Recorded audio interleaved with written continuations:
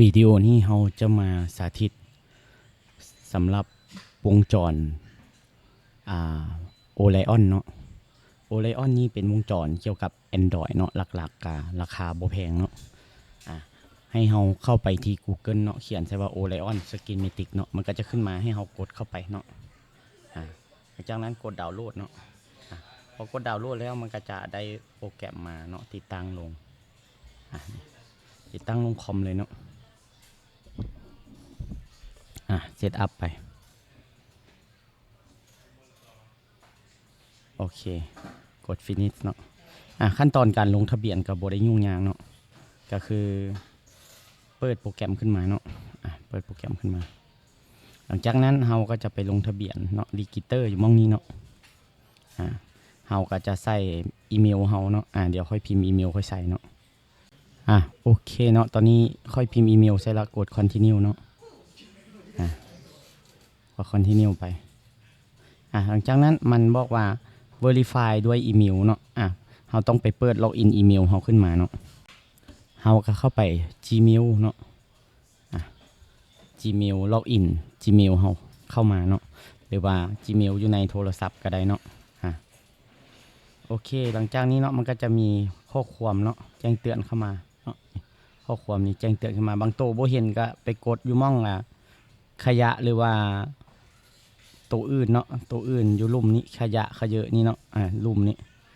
ของค่อยนี่มันโชว์อยู่ม่องนี้เลยเนาะ verify code เนาะนี่ให้เฮาก๊อปโค้ดตัวนี้มาเนาะหลังจากนั้นเอาโค้ดตัวนี้มาใส่นี่เนาะเดี๋ยวโค้ดนี่952257เนาะ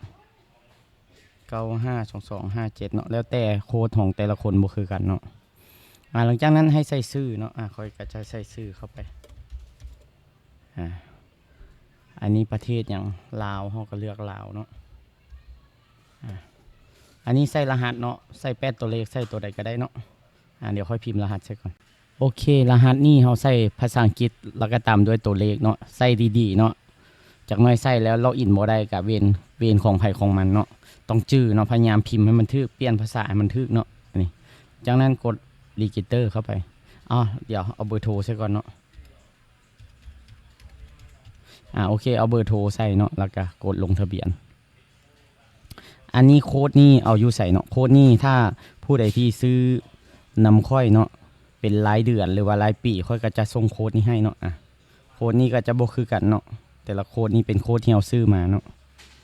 โอเคเดี๋ยวค่อย copy Ctrl C เนาะ copy แล้วก็เอามาวางเนาะ Ctrl V เนาะมาวางไว้นี่กด activate เลยเนาะใส่โค้ดไปนำเลยโอเคหลังจากนี้กด next เลยเนาะ next เลย next เนาะ next next อย่างเดียวเนาะเขาก็จะได้หน้าโปรแกรมแบบนี้มาเนาะหลังจากที่เราล็อกอินลงทะเบียนเรียบร้อยแล้วเขาก็สามารถมากดเปิดอยู่วงจรนี้ได้เลยเนาะก็จะมีม่องเชิดอย่างต่างๆอยู่ด้านถึงเนาะอยู่ด้านนี้เนาะอยู่ด้านถึงนี้เห็นบ่เอาเมาส์มาซี่ใส่มันก็ออกมาโผล่ให้เฮาเนาะยกตัวอย่างเฮาอยากไปเบิ่ง Infinix เนาะ Huawei เฮาก็เลือกตามรุ่นเลย Oppo เนาะสมมุติว่าเฮาอยากเลือก Oppo Infinix เนาะก็เลือก Infinix เนาะแล้วก็เบิ่งเนาะว่าเฮาอยากเบิ่งรุ่นใดเนาะอยากเบิ่ง Hot 12i เนาะก็คลิกเข้าไปเนาะมันก็จะมีไกด์ไลน์เนาะไกด์ไลน์ตัวนี้ก็จะเป็น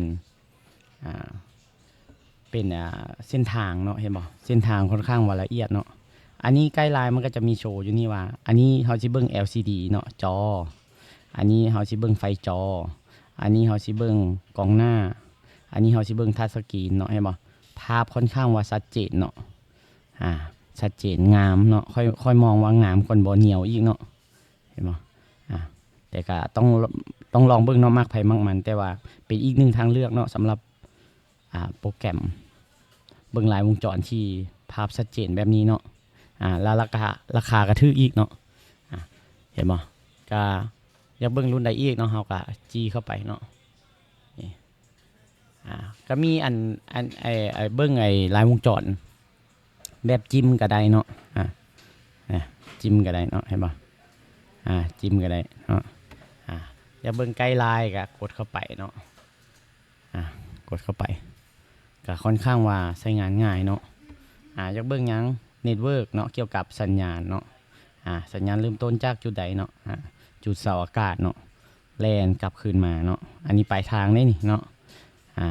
RF DRX ANT เนาะคือแอนเทนา ASM เนาะวิ่งเข้า